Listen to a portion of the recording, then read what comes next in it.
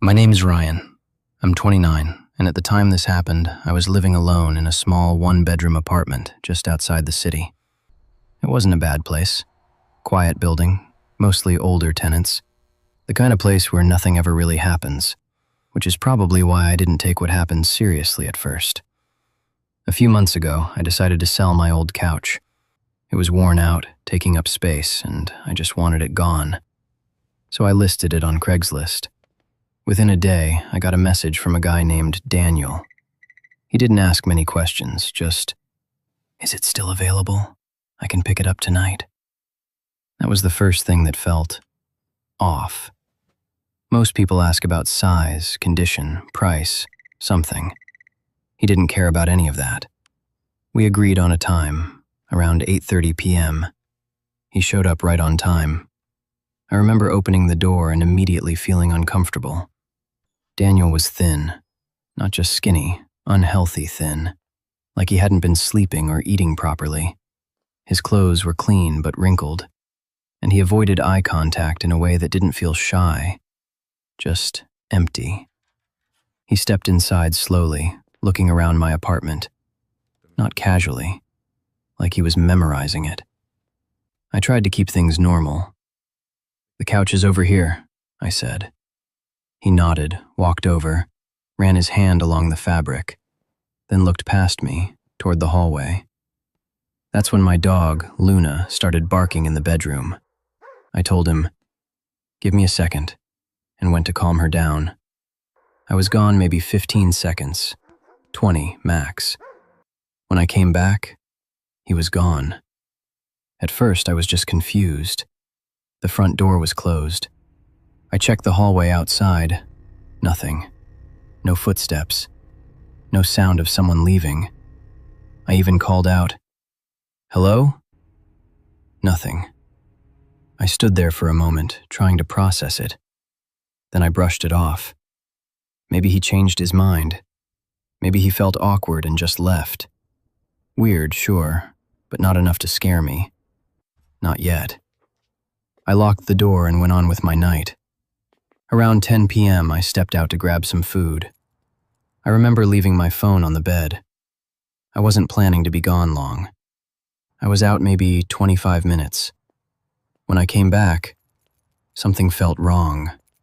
I can't explain it better than that. Nothing looked out of place, but the apartment felt different, heavy, too quiet. I went to the bedroom to grab my phone. It wasn't on the bed. At first, I tried to stay logical. "You moved it.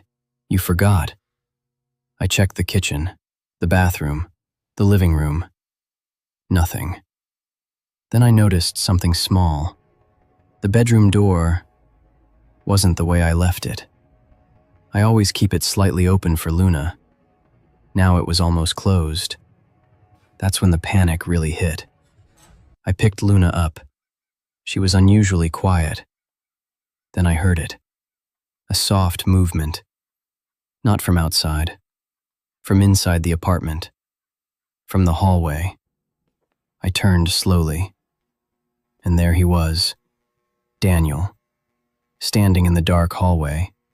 Just watching me. I didn't think. My body just reacted. I charged at him. He stumbled back, clearly not expecting it. We slammed into the wall. He tried to push past me, but I grabbed his shirt and shoved him into the doorframe. That's when I saw it. My phone. In his hand. I ripped it away and backed up, dialing 911 immediately. The strange part? He didn't run. He just stood there, staring at me, like he was waiting for something. The police arrived within minutes. They arrested him right there in my apartment.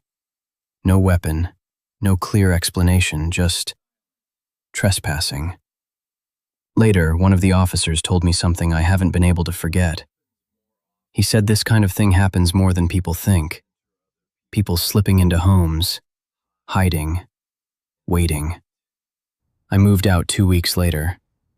Not because I had to, but because I couldn't sleep there anymore. What scares me isn't what happened. It's what almost did. If I had stayed out longer, if I hadn't noticed the door, if Luna hadn't gone quiet, I don't know how that night would have ended. Later, when things finally calmed down, and I got my phone back, I noticed something strange. There was a video recorded, 3 minutes long. It was filmed while I was out of the apartment. The camera was moving slowly, inside my place, room to room, quiet, steady, like someone was taking their time, learning the layout, watching everything. My name's Mark. I'm 34. My wife and I moved into a new house about 3 months ago. Quiet neighborhood, nothing unusual, just a normal residential area. The house itself wasn't new, but it was in good shape. The previous owner told us it had been sitting empty for a while. The first few days were completely normal, until we got to the end of the hallway. At the very end, there was a large built-in wardrobe. It looked older than everything else in the house. My wife didn't like it, said it felt off. It was heavy, dark wood, and had this faint, musty smell. On the third day, we decided to move it. It took more effort than it should have, but when we finally pulled it away from the wall, we both stopped. There was a door behind it, a small door, old, no proper handle, completely hidden. No one had mentioned it. We opened it, slowly. The air that came out was stale, thick, like a space that hadn't been ventilated in years. The room was small, about the size of a storage closet, no windows, dark walls. But what bothered me most was that it didn't feel abandoned. There was an old mattress on the floor and a half-full water bottle. Not dusty, not old. We looked at each other. The same thought hit both of us. Has someone been in here? But the owner said the place had been empty. We closed the door, pushed the wardrobe back, and didn't talk about it that night. That night, we heard something from the hallway, a faint sound, like something being dragged across the floor. I sat up, looked at my wife. She heard it too. I stepped out to check. The hallway was dark, empty, but when I got closer to the wardrobe, I felt it, movement, behind it. I told myself I was imagining things, went back to bed. The next day, we opened the room again, carefully this time. Everything looked the same. But the water bottle had moved. I'm sure of it, 100%. My wife noticed it too. That's when it stopped being something we could ignore. We checked the entire house, doors, windows, everything was locked. The next night, the sounds came back, clearer this time. Footsteps, slow. Not in the hallway, inside the wall. I didn't sleep. I stayed up watching that wardrobe. Nothing happened. The next day, we called the previous owner. I asked him directly about the room. He went quiet. Then he said, "You opened it?" His tone changed. He told me he had sealed it years ago, didn't want to use it. When I asked why, he just said, "Because one time I found signs that someone had been getting in." That was it. That night, we didn't sleep. We stayed in the living room, all the lights on. Around 2 a.m., we heard it again, clear, from behind the wardrobe, movement. Then a soft sound, like a door opening, from the inside. We froze, didn't move, didn't speak. A few seconds later, we heard something worse. Breathing, slow, close. I stood up, walked toward the hallway. Every step felt heavy. I reached the wardrobe. Everything went silent. I pulled it open. No one there, but the hidden door was open. I looked inside. The room was empty, but the mattress was compressed, like someone had just been sitting there. That's when it clicked. It wasn't something. It was someone. We called the police. They searched the house. And they found it. A narrow access point behind the wall. A hidden crawl space leading outside, well concealed. The officer told us something I'll never forget. There have been cases like this. People getting into homes and living inside them without the owners knowing. We left that house the same day. Even now, I don't think about what we heard. I think about something else. How many nights was he already there while we thought we were alone? I moved into my new apartment on the 3rd floor after 2 months of searching for something cheap. The place was small, but honestly, it was perfect. Quiet building, decent neighborhood, and the rent was surprisingly low. Maybe a little too low. The first strange thing happened during my first week there. One afternoon, I opened my door and found a small package sitting on the floor outside. It had a shipping label on it, but the name wasn't mine. It said, Salim. I assumed it belonged to the previous tenant, so I left it near the entrance of the building for someone to pick up. But the next day, another package arrived, same name, Salim. Then another one the day after that. By the 3rd package, I got annoyed. I taped a note to my door that said, Salim doesn't live here. Please stop sending packages. After that, the packages stopped coming. For a few days, everything went back to normal. But then, I started noticing little things. Every time I came home from work, something felt slightly different. The pillows on the couch looked like they had been moved. A kitchen cabinet that I was sure I had closed was suddenly open. And sometimes there was this strange smell in the kitchen. Cheap cigarettes, the kind that lingers in the air. The problem was, I don't smoke. I tried to convince myself it was just paranoia. You know how it is when you move somewhere new. Every sound feels strange, every shadow feels wrong. So I ignored it. Until one night.